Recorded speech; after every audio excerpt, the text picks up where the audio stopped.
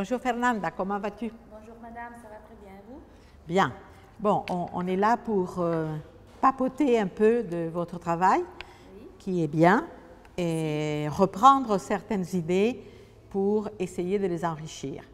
Ce que nous cherchons, vous et moi, c'est de transmettre à d'autres collègues, n'est-ce pas, l'idée qu'on peut faire du plurilinguisme à l'école officielle, et qu'il faut savoir s'y prendre. Une collègue très engagée dans l'enseignement formel m'a demandé une fois, enfin il n'y a pas longtemps, « Madame, comment puis-je faire du plurilinguisme si je ne suis pas plurilingue ?» Bonne question.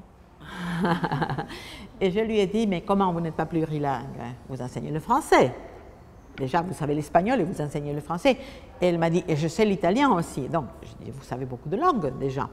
Et certainement, vous en savez plus que vous ne pensez. » Alors, je pense que ce que nous devons faire, c'est revoir le concept de plurilinguisme, voir le concept qu'on avait et le concept avec lequel on travaille. Et ensuite, suggérer, vous avez fait quelques suggestions, je vais vous en donner d'autres, des choses concrètes, pratiques, tangibles pour que les collègues observent qu'il est possible d'avancer dans la voie du plurilinguisme. Vous travaillez dans votre document le concept de plurilinguisme au passé comme une addition, comme l'addition de connaissance des langues. Oui. Hein, n'est-ce pas? Vous dites, bon, c'est connaître l'anglais, le français, le portugais, etc. Et c'est parfait. Donc, on mettrait les langues avec un signe d'addition. Et vous dites après, en fait, ce qui nous intéresse aujourd'hui, c'est plutôt une compétence plurilingue qui ne voit pas les langues isolées, mais les langues intégrées, c'est-à-dire qu'une langue prête à l'autre d'autres éléments et la personne construit un répertoire. C'est ce que vous dites et vous vous appuyez sur, n'est-ce pas, ce que disent Castellotti et Moore 2006 et vous parlez de transférer des compétences d'un apprentissage à un autre. Et ça, c'est vraiment très, très bien. On envisage aujourd'hui de ne plus réduire l'enseignement des langues à l'enseignement à chaque fois d'une langue précise, éventuellement dissocier des autres langues que pratiquent ou apprennent les élèves, les apprenants, mais au contraire, l'idée, c'est d'inscrire très explicitement l'enseignement de chaque langue dans l'ensemble des pratiques linguistiques et des apprentissages. Que les gens n'apprennent pas à parler le français ou l'anglais ou l'arabe ou l'haoussa, mais qu'ils apprennent à être plurilingues.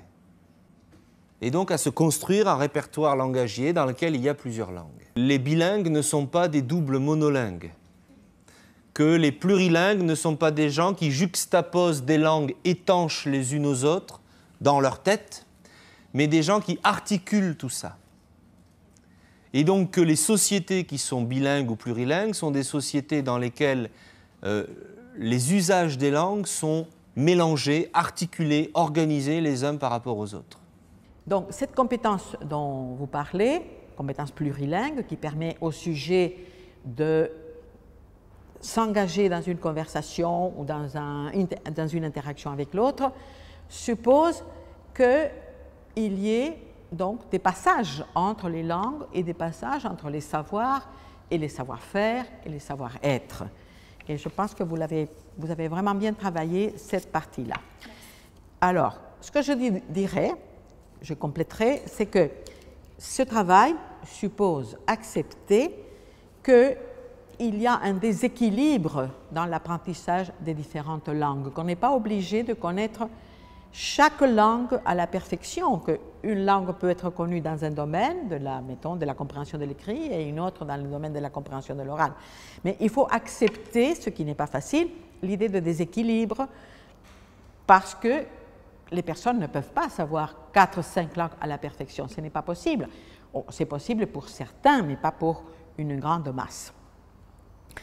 Simplement pour compléter donc, ces concepts, je vais lire ce que dit Eco.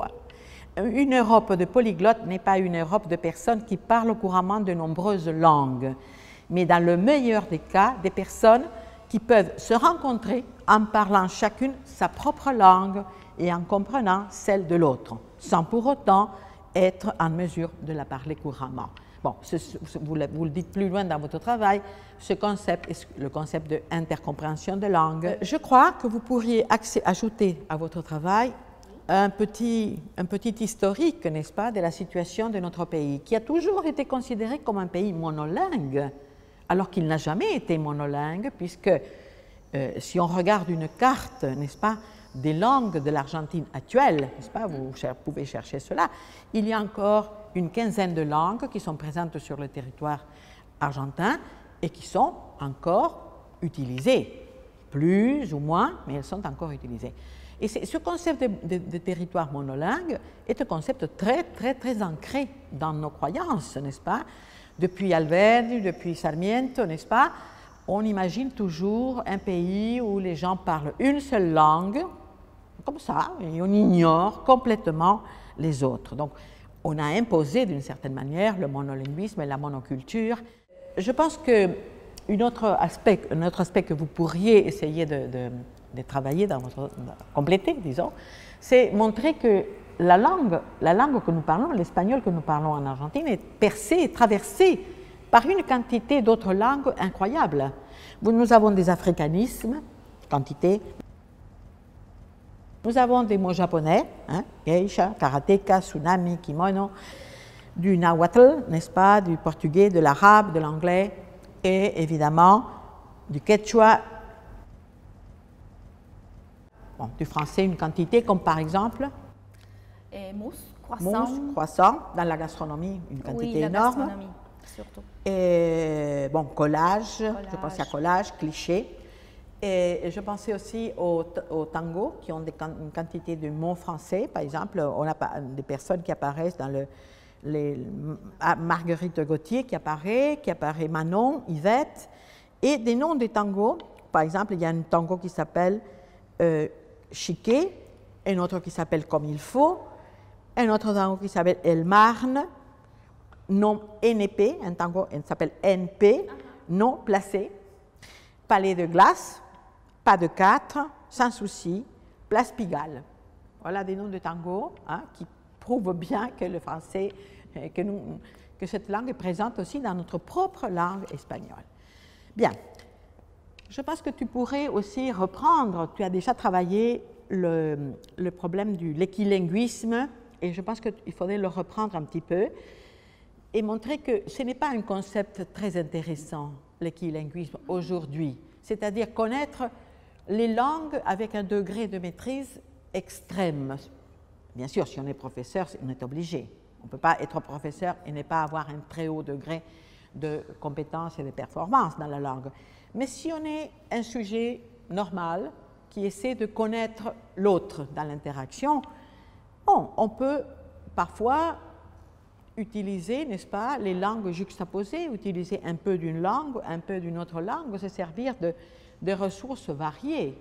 Parce que les situations de juxtaposition des langues n'est pas quelque chose d'impur, comme on l'a toujours vu dans une représentation de la pureté. Dans des quantités de lieux normaux et pas spécifiques, on parle des langues juxtaposées. À la poste, dans les aéroports, dans certains bureaux pour l'immigration, on parle, les gens ne connaissent pas toutes les langues, parlent comme ils peuvent. Donc, ce sont des situations naturelles. J'insiste, ce n'est pas que le professeur peut faire ça, mais les apprenants peuvent parfois juxtaposer des langues. Chaque fois qu'un étudiant dit un mot en espagnol, pour certaines méthodologies, c'est comme si il commettait un crime de délaisse didactique. Je te disais il y a quelques instants qu'il y a beaucoup d'endroits où naturellement on juxtapose les langues, comme les bureaux de change, les gares, les autobus, et même les universités. Il y a des bureaux pour accueillir des étudiants étrangers. Bon, certaines plus, certaines moins, mais enfin, il y en a. Donc, c'est une chose naturelle. Mais nous, les professeurs de français et les professeurs de langue étrangère en général, nous avons toujours considéré, parce que les méthodologies le disaient ainsi, que si jamais un élève disait un mot en espagnol, c'était terrible. Et ce n'est pas si terrible que ça, n'est-ce pas? C'est déjà le fait de pouvoir chercher des équivalences, de pouvoir continuer la phrase, etc. C'est un travail métalinguistique que l'élève fait. C'est sûr que si on ne fait que ça, ça ne va pas. Mais disons que accepter cette idée que les langues échangent entre elles, que les langues s'entraident est une idée importante que tu as déjà un peu travaillé et que, bon, il faut peut-être enrichir. Donc, le fait d'utiliser une autre langue dans la classe de français n'est pas une intrusion. Il y a une anecdote très, très drôle rapportée par Laurent Gageot qui dit, en fait, quand un élève parlait espagnol, parlait la langue maternelle dans la classe de langue étrangère, c'est comme si on parlait de géographie dans la classe d'histoire. Mais les choses ont changé et aujourd'hui, on l'accepte. Bon, il faut voir à quel degré. Mais disons, ce n'est pas puni comme à l'époque de la méthode audiovisuelle et audio-orale où l'on commettait des crimes de lèse didactique si on faisait cela.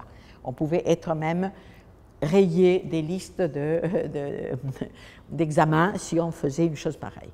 Donc je crois que vous avez travaillé également cette idée de partialité lorsqu'on apprend les langues. On peut peut-être ne pas apprendre nécessairement les 4 compétences, s'occuper de lecture ou s'occuper de quelqu'un qui s'intéresse à l'opéra, par exemple, de l'italien, peut comprendre le bel canto et ne pas apprendre à parler. Donc ça, c'est en fait en fonction de besoins et des réels des élèves. Vous avez parlé aussi dans votre travail de l'apprentissage comme une voie, n'est-ce pas, de plurilinguisme, l'apprentissage simultané des langues voisines, et vous citez le cas des expériences faites dans certaines universités de notre pays où il y a cette possibilité. Et donc je vais ajouter à ces chemins, ces voies pour l'apprentissage, pour montrer le plurilinguisme en action, disons, je voudrais ajouter 2 choses. L'idée d'étudier, quand le niveau de la classe le permet, des écrivains polyglottes.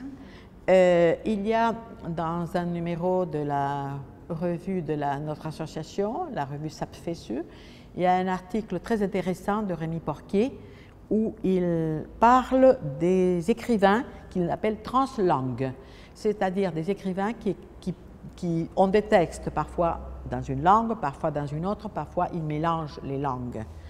Et donc il y a beaucoup de cas de figure en fait. Mais ce sont des choses intéressantes. Nous avons un exemple chez nous, par exemple, à prendre, c'est celui de Mujica Lainez et dans Misteriosa Buenos Aires, le Royal Cacambo, qui est écrit, la partie du texte qui est écrite en français. Et cela peut se voir dans beaucoup disons, de textes d'autres auteurs et d'autres langues. Parce que ce qui est, par exemple, condamné, le portugnol qui est condamné, tellement condamné par nos collègues de portugais, il y a un texte qui s'appelle l'Estanciera qui montre des cas, des exemples de portugnol extraordinaires. Et l'écrivain qui habite dans une région frontalière parle comme ça et écrit comme ça. Et pensez aussi aux films. Parfois, il y a des films très intéressants qui montrent aussi les langues en action, comme c'est le cas par exemple d'un film français, Un prophète de Michel Audiard, où il y a, l'histoire se passe dans une prison, et donc il y a un personnage qui arrive à une sorte de rédemption, et grâce au partage qu'il fait avec d'autres prisonniers, pardon. Et donc, il se sert de l'arabe, du corse, du français. Un film qui me paraît intéressant, exploité en classe de petits bouts, c'est Stupeur et tremblement, qui est basé sur le livre d'Amélie Nothomb, qui raconte les péripéties d'une fille belge en contact avec la culture japonaise. Elle souffre énormément parce qu'elle ne comprend pas les codes interculturels. Enfin, culturels elle n'a pas une bonne connaissance interculturelle. Et Et bon, un autre film que nous avons vu en Argentine et qui peut servir aussi, c'est Babel, hein, de González Iñárritu, qui, bon, il met en scène dans 4 pays différents, alors les personnages, alors il y a 4 langues différentes qui sont en action. Et un autre qui me paraît formidable, et pour qu'on voit que le plurilinguisme, c'est aussi citer les autres, c'est un film de Falado, de Manuel de Oliveira, Portugal, qui a été fait au Portugal en 2003. Et c'est une croisière en Méditerranée. Et ce qui est très intéressant, c'est que dans le salon, certains personnages dînent avec le capitaine et chacun parle sa langue maternelle et tous se comprennent. C'est-à-dire que sans le vouloir, l'auteur, celui qui a fait le film, a fait de l'intercompréhension des langues, ce que nous appelons en didactique l'intercompréhension des langues. Bon, je crois que vous êtes sur la bonne voie. Merci. Parce que je pense que l'essentiel, vous l'avez dit, c'est que être plurilingue, c'est surtout une attitude. Parce qu'on peut savoir 3 mots de chinois pour dire à la marchande du coin de la rue « chier, chier » et « elle est contente ». Ce n'est pas parce qu'on sait ces 3 mots qu'on va dire qu'on sait le chinois. Mais disons, l'essentiel, c'est toujours la rencontre avec l'autre. Et pour ce faire, il faut savoir que, comme vous l'avez déjà dit aussi, que les langues sont poreuses, elles prennent les unes des autres, que les langues partagent et que nous vivons toujours entre langues. Et ce qui était tellement puni pendant la méthodologie audiovisuelle et tout ça, parce qu'on allait d'une langue à l'autre, ou en tout cas vers la langue maternelle, est déjà un recours de l'individu pour continuer l'interaction avec l'autre et ne pas, disons, s'arrêter. Et c'est ce que nous voulons, que nos élèves parlent, que nos élèves agissent, n'est-ce pas?